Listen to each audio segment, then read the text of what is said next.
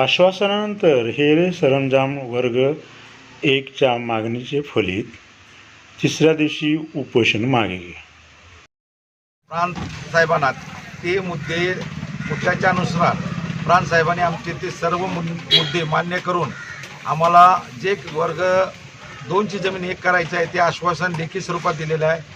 त्याच्यानंतरच आम्ही हे उपोषण मागे घेतलेलं आहे आणि आम्ही जे उपोषणाला बसलो ते सर्वांच्या सहकार्यानं आज सापडले व ते मार्गी लागलं असं आम्हाला वाटतं.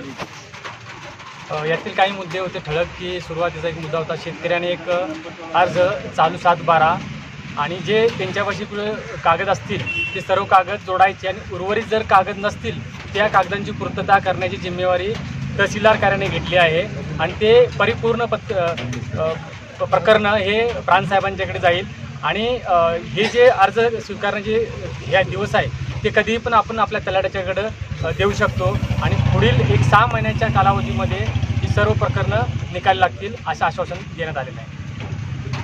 आम्ही 15 ऑगस्टला जे उपोषण चालू केलं आणि ते आता 17ला सोडवलेलं आहे आज, आणि आम्ही 3 दिवस जे आमरून उपोषण केलेलं आहे ठिकाणी त्याचं काहीतरी आज सार्थक झाल्यासारखं आम्हाला वाटायला लागलं आहे. त्यातून शेतकऱ्यांना न्याय मिळावा हीच आमची अपेक्षा.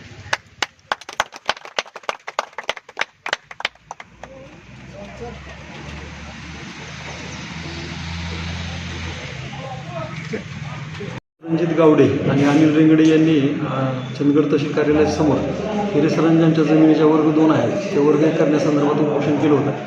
तर आज उपोषणकर्त्यांबरोबर चर्चा होऊन हे जे प्रकरण आहेत हिरे सरंजामचे प्रकरण आहेत त्याच्यामध्ये तहसील कार्यालयाकडनं जे आवश्यक कागदपत्र आहेत ते लवकरात लवकर काढून सर्व प्रकरणं माननीय प्रांताधिकारी यांच्याकडे पाठवण्याबाबत उपोषणकर्त्यांना कळवण्यात आलेलं आहे आणि जितक्या जलद गतीनं तहसील कार्यालयाकडची ही हिरे सरंजामची प्रकरणं काढता येतील तेवढे सगळे परिपूर्ण प्रयत्न जे आहेत ते तहसील कार्यालयामार्फत आणि आमच्या सगळ्या महसूल प्रशासनामार्फत करून आम्ही चंदगड तालुक्यातील जनतेला ह्या हिरे सरंजामच्या संदर्भात न्याय देण्याची भूमिका घेणार आहोत. उपोषणकर्ते रवी नाईक, रणजित गावडे आणि अनिल रेंगडे यांना तहसीलदार राजेश चव्हाण यांच्या हस्ते सरबत देऊन सांगतात. बेळगाव चंदगड लाईव्ह न्यूज म्हणजेच D